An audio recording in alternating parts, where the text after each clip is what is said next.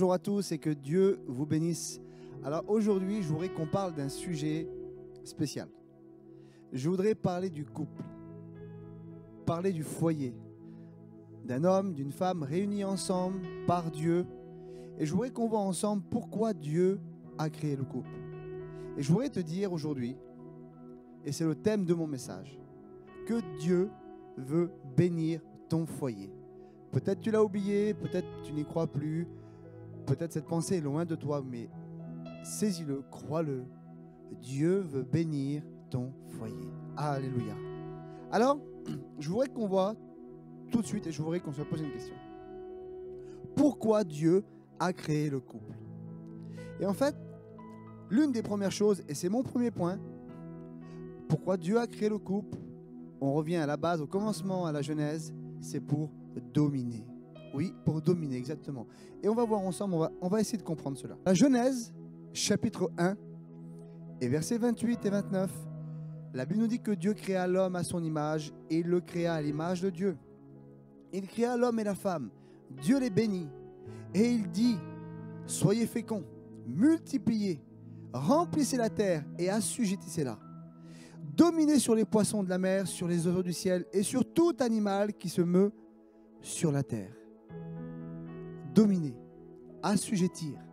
Voilà pourquoi l'homme et la femme ont été créés. Pour dominer ensemble, assujettir ensemble, former une unité. Et c'est ça en fait. Dieu a vraiment créé l'homme et la femme pour pouvoir dominer ensemble dans une unité parfaite. Quand il dit soumettez, il ne dit pas à l'homme simplement tu soumettras. Non, il dit ensemble soumettez. C'est vraiment qu'il y a un travail ensemble, une unité d'être ensemble. Et je voudrais te dire, je voudrais te donner cette phrase qui est pour moi, qui m'a béni. C'est Dieu vous appelle à dominer l'un avec l'autre et non l'un contre l'autre. Et ça c'est important. C'est que quand Dieu donne cette notion à l'homme et la femme de dire soumettez ensemble, soyez ensemble, ne combattez pas l'un contre l'autre, mais combattez l'un avec l'autre, dans un même but, une même direction. Vous savez, il y a plein d'exemples de pourquoi que l'homme et la femme peuvent aller dans une direction contraire. Pourquoi il y a de la concurrence? Pourquoi la concurrence vient dans un couple? Pourquoi de l'animosité vient dans un couple? Et des vents contraires sont là parfois pour nous diviser, pour nous séparer. C'est quand l'un des partis, en fait, veut être meilleur que l'autre, ou pense faire mieux que l'autre, pense être mieux que l'autre. Que ce soit spirituellement, dans l'éducation de nos enfants, dans la gestion de nos vies, dans notre travail, dans nos finances, dans tous les domaines de notre vie. Et en fait, c'est tout simplement parce qu'on manque de compréhension. On ne sait pas vraiment ce que je dois être et ce qu'il doit être pour moi. Si on arrive à comprendre ce que je dois être pour mon épouse et mon épouse comprendre ce qu'elle doit être pour moi, alors on forme une unité. Il faut comprendre que, en fait, on est une aide pour l'autre pour dominer sur nos défis. Nos défis. Oui, toi et ta femme, ton foyer, vous avez des défis devant vous qui sont là, présents à chaque instant, à chaque moment. Et en fait, la merveille de Dieu, c'est que Dieu vous a créés ensemble pour relever ces défis, pour être forts ensemble dans tous vos défis. Mais tant que vous combattez l'un contre l'autre et pas l'un avec l'autre, alors il y a beaucoup de défis qui ne seront pas relevés. Je t'invite vraiment, mon frère, ma soeur, à décider de t'allier avec ton mari. Mon frère, allie-toi avec ta femme. Et combattez ensemble pour relever tous les défis que la vie mettra devant vous. Tous les problèmes que l'ennemi des fois mettra devant vous. Vous les relèverez haut la main parce que vous combattez ensemble. Amen. Alors, je voudrais te dire que tu ne dois pas laisser ton passé être un poison pour ton couple. Mais laisser ton couple être une aide dans ta guérison. Qu'est-ce que je veux dire par là? On a ce sentiment des fois d'insécurité, vous savez. On a tous un passé, on a vécu des choses et des fois on vit dans l'insécurité parce que notre passé, en fait, est comme un poison dans nos vies et du coup, on contamine l'autre, on contamine le foyer, on contamine son mari, son épouse, notre couple. Alors que, en fait, notre couple doit être un antidote, justement. Il peut être un antidote. Si on sait utiliser ce que Dieu nous a confié, ça veut dire la personne qui est à côté de nous pour nous aider, pour nous comprendre, pour nous accompagner dans notre vie, dans notre cœur, dans nos défis. Bien sûr que la première personne, c'est Dieu. Mais Dieu nous a confié aussi quelqu'un à côté de nous pour pouvoir aussi être à nos côtés et nous aider. Vous savez, moi, j'étais quelqu'un qui vivait dans l'insécurité aussi. Ce sentiment d'insécurité, de se sentir toujours... En fait, moi, je suis une personne qui a été abandonnée, qui n'a pas eu sa mère, qui n'a pas eu son père. Et en fait, toute mon enfance, quelque part, même si j'ai eu des gens qui ont été là quand même pour moi, ma grand-mère était là pour moi, des gens ont été là pour moi, mais ça a été quelque part un peu un échec. Et de vivre l'abandon, ça a laissé en moi en fait des marques, et comme en fait un poison qui était là présent. Et moi, ce que j'avais peur, c'était de revivre la même chose. Soit d'être abandonné encore une fois à un moment donné, ou même de reproduire ce que j'avais vécu. Et de ne pas être à la hauteur. En fait, j'avais peur de reproduire le même schéma. Et je ne sais pas si c'est ton cas, mais peut-être que dans ton couple, ça va mal parce qu'il y a ce sentiment d'insécurité qui est là. Et quelque part, tu t'es pas totalement ouvert. Il y a comme une barrière qui est là, une protection, et ça crée des tensions, ça enlève le dialogue. Ça crée beaucoup de choses en fait qui font que le couple n'est pas stable. Il n'y a pas cette confiance qui s'est installée. Et je ne me rendais pas compte que sans le vouloir, au mieux de faire ma femme mon allié, et bien sans le vouloir, et ce n'était pas intentionnel, ce n'était pas ce que je voulais. Si vous me posiez la question à ce moment-là, est-ce que tu veux ça? J'aurais dit non. Mais pourtant, mon comportement faisait que c'était vraiment comme ça. J'avais fait d'elle quelque part un peu mon ennemi. Dans mon discours, dans mon comportement, dans ma façon de parler, il y avait toujours de la suspicion, de la méfiance, qui se tournait après en méchanceté. Vous voyez? Et pourtant, on ne veut pas cela, mais il y a toutes ces choses qui sont là, et notre caractère a tellement besoin d'être façonné aussi par Dieu, d'être transformé, et de comprendre qu'en Christ, tout ce que Dieu nous a donné, c'est une valeur sûre. Et on peut compter sur cette valeur. Et ce foyer est une valeur sûre. Tu peux compter sur cette valeur. Tu peux croire que la personne que Dieu a mis à tes côtés, tu peux lui faire confiance. Parce que c'est Dieu qui te l'a confié. C'est Dieu qui l'a mis à côté de toi. Alors, vous savez, je voudrais vous dire que même s'il y a la guerre dans ton foyer, il faut comprendre une chose, c'est que dans une guerre civile, il n'y a jamais de gagnant. Écoute, dans une guerre civile, il n'y a jamais de gagnant. Tout le monde perd. Eh bien, c'est exactement pareil. Dans ton foyer, quand il y a une guerre qui se lève, des situations de conflit, personne n'est gagnant. Tout le monde perd. Ton foyer perd, tes enfants perdent, ta vie perd. Ce que Dieu est venu apporter dans notre vie, dans notre cœur, dans notre foyer, c'est la paix. Une paix qui surpasse toute intelligence. Si cette paix est bâtie sur lui, si notre foyer est bâti sur lui, alors nous avons l'assurance que cette paix va demeurer dans notre cœur et va se déverser dans l'autre. On a cette responsabilité que cette paix soit déversée aussi sur notre prochain, sur notre compagne, sur notre compagnon, dans notre foyer. Dieu a fait de nous une équipe pour gagner ensemble. Quand tu perds, c'est elle qui perd. Mais quand tu gagnes, c'est elle qui gagne. Quand elle gagne, c'est toi qui gagnes. Il a fait de nous une équipe pour gagner ensemble, pour travailler ensemble, pour avancer ensemble. Dans le projet, oui, ton foyer est un projet pour Dieu. Ton foyer est un projet qui a été bien établi avant la fondation du monde. Un projet de réussite. On fait des merveilleux projets dans ce monde. Il y a des gens qui décident de bâtir des buildings, des choses extraordinaires. Ben écoute, ton projet pour Dieu est un projet extraordinaire. Ton foyer est un foyer extraordinaire. Et il y a une destination extraordinaire. Et ça, il faut que tu le crois. N'en doute pas. Alors, pour soumettre ensemble, il faut se soutenir. Et il y a quelque chose que tu n'arrives pas à dominer peut-être dans ta vie. Et je me suis posé la question. Il y a des choses qu'on n'arrive pas à dominer dans notre vie. Et si tu te posais cette question-là? Et si la personne qui était à côté de toi faisait partie de la solution pour que tu arrives à dominer ta situation et ton problème. Et si la personne qui était à côté de toi, c'était l'aide que Dieu a mis à côté pour dominer sur la situation, juste à côté de toi, la solution est là.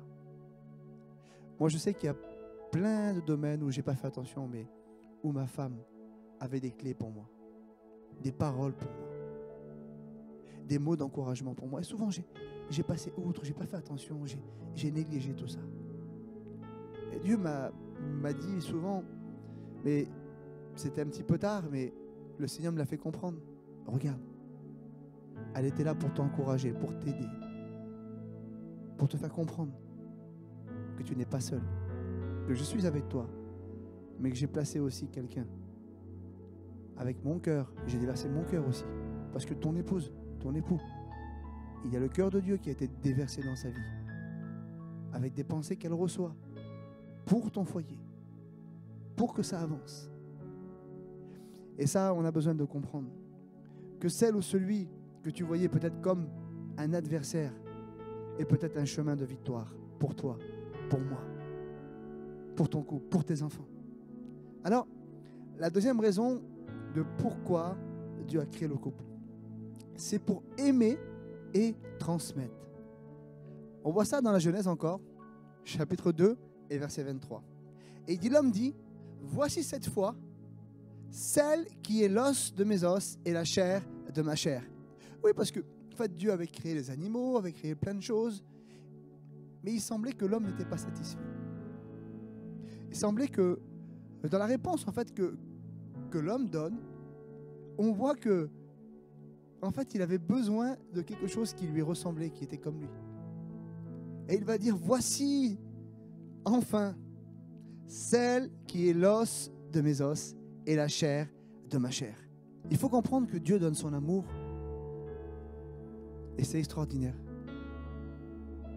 Dieu donne son amour à l'homme, Dieu aime l'homme et c'est quelque chose qu'on n'arrive pas à comprendre, on n'arrive pas à réaliser tellement c'est grand, tellement c'est puissant. Et vous savez, la création du couple, elle a plusieurs portées. Et quand il va dire, voici cette fois celle qui est la chair de mes os. Je ressens, moi, là, que l'homme a un besoin d'aimer. C'est comme un soulagement. L'homme a besoin d'aimer. Et je pense qu'à ce moment-là, ce n'est que ma pensée personnelle. Que Dieu a voulu fournir, en fait, aux hommes un moyen de faire l'expérience de l'amour. Que quelque part, en fait, l'homme n'avait pas réellement la compréhension de ce que c'était aimer. Il a fallu qu'il ait une personne semblable à lui, qui lui ressemblait, pour faire cette expérience de qu'est-ce que c'était l'amour. Et pour quelle raison? Je pense qu'à ce moment-là, quand l'homme fait l'expérience de qu'est-ce que c'est aimer, alors il peut comprendre. Alors il peut comprendre que Dieu l'aime. Et je pense que c'est ça en fait que Dieu est en train de faire. Il est en train de dire, regarde, je mets une femme à côté de toi. Et tu vas pouvoir l'aimer. Et tu vas pouvoir découvrir qu'est-ce que c'est aimer. Découvrir l'amour. Et en même temps, tu vas comprendre maintenant qu'est-ce que ça veut dire quand je te dis je t'aime. Tu vas comprendre qu'est-ce que ça veut dire quand je te dis j'ai de l'amour pour toi. Je t'aime d'un amour incroyable, d'un amour extraordinaire. Il pourrait le dire pourquoi? Parce que c'est ce qu'il était en train d'expérimenter. Le couple en Dieu, en fait, c'est l'expression, le témoignage même de l'amour de Dieu. Quand un couple est uni ensemble, spirituellement, dans l'amour du Christ, c'est le témoignage même de l'amour de Dieu dans l'être humain. Alors, ça veut dire que simplement par l'amour de Dieu qui règne au milieu d'un couple, tu deviens le témoignage vivant de son amour. Eh oui, dans ton couple, simplement en t'aimant de la manière que Dieu aime, avec l'amour que Dieu a déposé dans votre foyer, vous devenez un témoignage de son amour, un amour puissant pour tous les gens qui sont autour de vous. Dans le verset 24, Il dit, c'est pourquoi l'homme quittera son père et sa mère et s'attachera à sa femme. Et ils deviendront une seule chair. Ils deviendront une seule chair. Relation exclusive. Qu'est-ce que je veux dire par là? Oui, c'est une relation forte, intime et prioritaire. Ça veut dire quoi? Il y a une priorité. Oui, c'est ta relation personnelle avec Dieu. Mais après cela, Dieu te demande de t'attacher à ta femme et que sa femme puisse s'attacher à toi. C'est la seule manière, véritablement, de former une unité ensemble forte comme Dieu le veut et d'avoir cette forte intimité, ce qui est spirituel et qui n'est pas charnel, mais surtout qui est prioritaire. Écoutez, regardez, le mot quitter en hébreu veut dire azad, sera détaché. Et le mot s'attacher à sa femme vient du mot dabak, être rejoint. En fait, là, il y a une notion de détachement, d'accord? De détachement de quelque chose, et je ne sais pas de quoi tu dois te détacher, pour mettre en priorité, pour s'attacher à ton couple.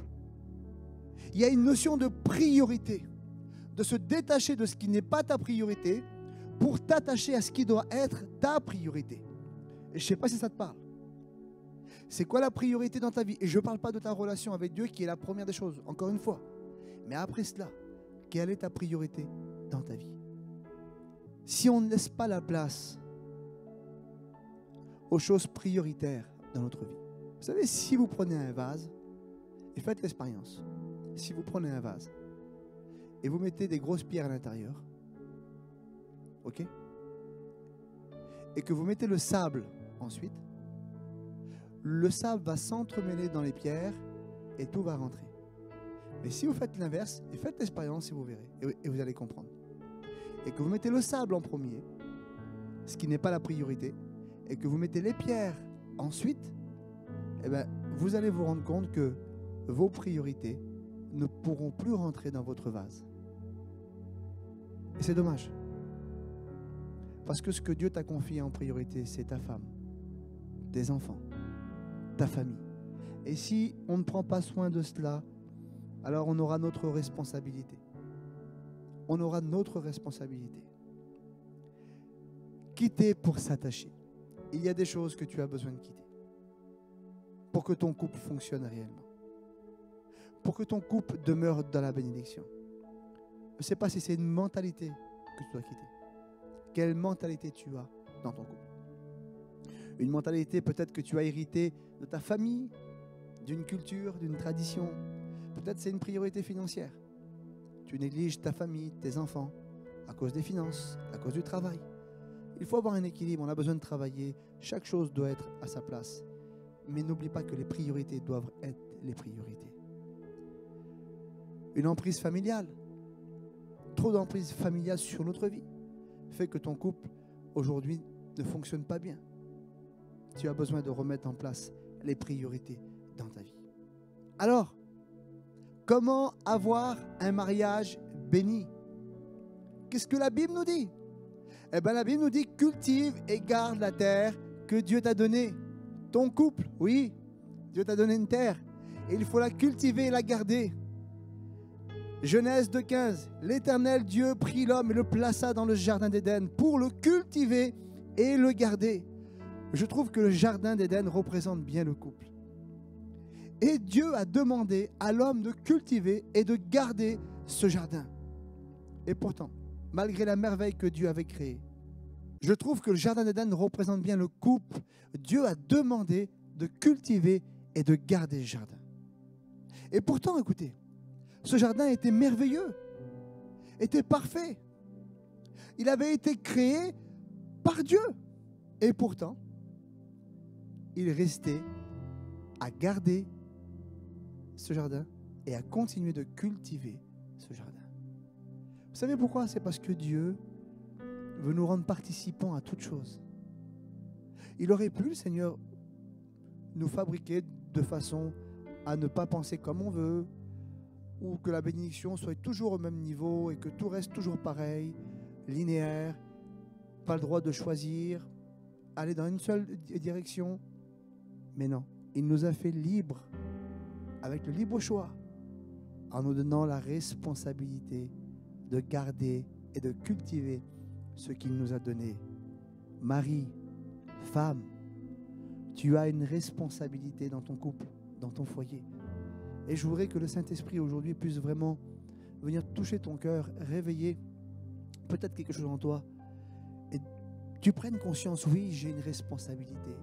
Dieu m'a donné quelque chose, une terre qui est mon couple, qui est mon foyer. Et je vais la garder, je vais la cultiver. Pourquoi? Parce qu'il y a un fruit à produire.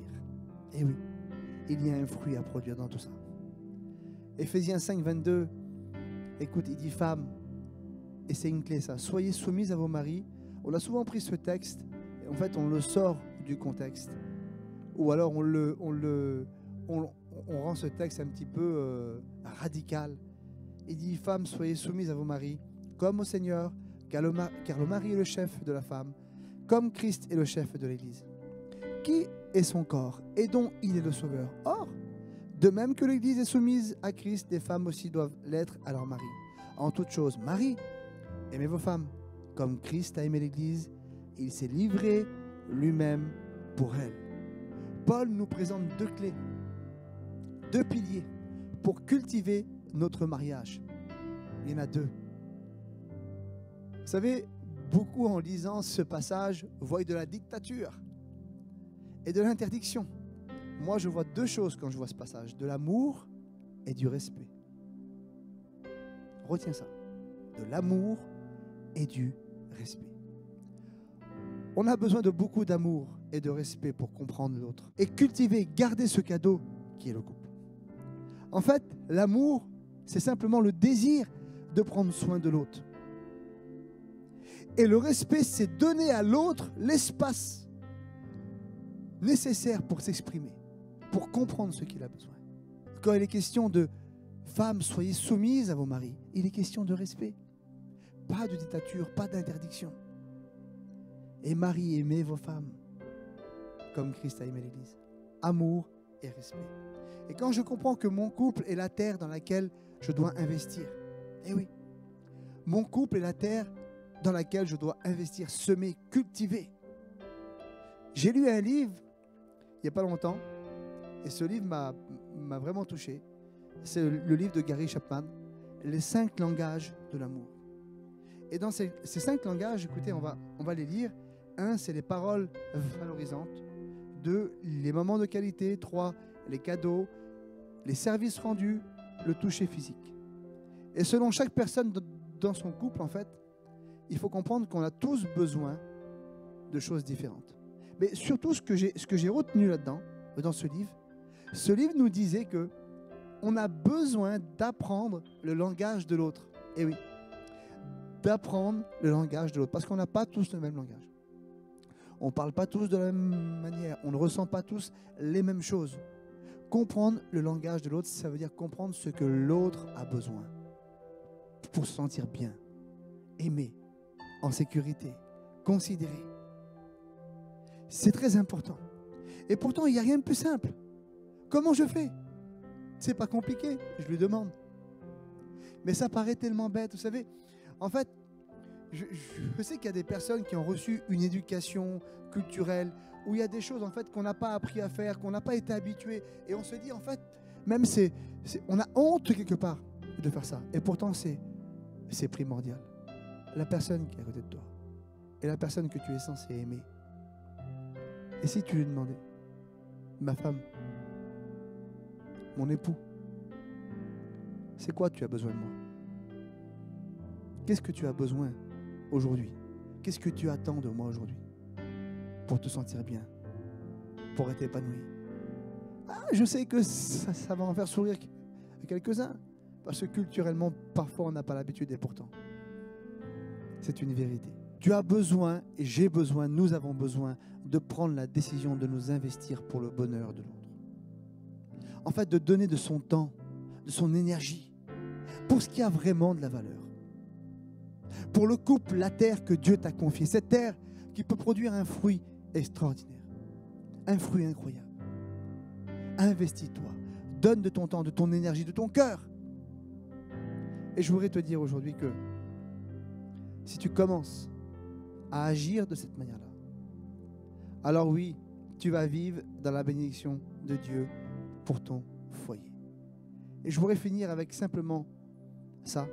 La troisième chose pour laquelle Dieu a créé le couple, c'est pour communier. La communion, oui. Le couple avait un atout important, la communion avec Dieu. Et ça, c'est une réalité. Dans le jardin, ils avaient un atout important au départ, la communion avec Dieu. Et Dieu, en fait, doit être au centre de notre relation. Si Dieu n'est pas au centre de notre relation, alors notre couple ne peut pas fonctionner. Ou du moins, il ne peut pas bien fonctionner. Vous savez, c'est simple. Il y a cette phrase qui était dite dans une pub, « Qui mieux que Renault pour entretenir votre Renault ?» Qui mieux que Dieu au centre de votre couple pour entretenir votre couple? Je crois qu'il n'y a personne d'autre que ça. Et si vous décidez d'aller toujours vers Jésus, la première des relations, je le répète, chacun, parce que c'est une relation qui est personnelle, je vais vers Christ, mon épouse vient vers Christ. Et cela forme une véritable relation attachée à lui. Alors je voudrais te donner simplement ce passage et terminer avec ça. On trouve ça dans l'Ecclésiaste, chapitre 4 et verset 12. Il dit, si quelqu'un est plus fort qu'un seul, les deux peuvent lui résister. Et la corde à 3 fils ne se rompt pas facilement. Et aujourd'hui, je n'ai pas de corde devant moi pour vous l'illustrer. Et c'est bien dommage, mais je voudrais que tu puisses t'imaginer. Cette corde à 3 fils représente toi, ton mari, ton épouse et le Christ. Et si tu prends un couteau, un ciseau et que tu essayes de couper un des brins, ce sera très facile de le couper. Par contre, si vous êtes entremêlés ensemble l'un avec l'autre et que tu essayes de couper cette corde, alors tu n'y arriveras pas. Et je ne sais pas ce qui a essayé de détruire ton foyer, ta vie. Alors je vous invite aujourd'hui à croire que Dieu est avec vous dans votre démarche, dans ce choix que tu prends aujourd'hui de réussir dans ton foyer, d'inclure Dieu et de faire notre part. Alors, je voudrais simplement prier pour ton foyer aujourd'hui. Seigneur, tu vois le foyer qui prend la décision aujourd'hui de s'investir l'un pour l'autre. Avec amour, respect, obéissance. Un choix qui se lève, une décision. À partir de maintenant, Seigneur, qu'ils puissent réellement marcher dans la bénédiction que tu as déjà formée pour eux. Oui, Seigneur, tu veux bénir ce foyer depuis la fondation du monde. Je te demande de les accompagner, Seigneur, que toutes les épreuves, tous les défis, ils puissent les remporter ensemble, l'un avec l'autre et non l'un contre l'autre, Seigneur. Je te remercie parce que déjà s'opère en eux le miracle, Seigneur, qui est ton amour, ta grâce. Je te demande de les accompagner pleinement encore. Sois béni, Jésus. Amen. Que Dieu vous bénisse.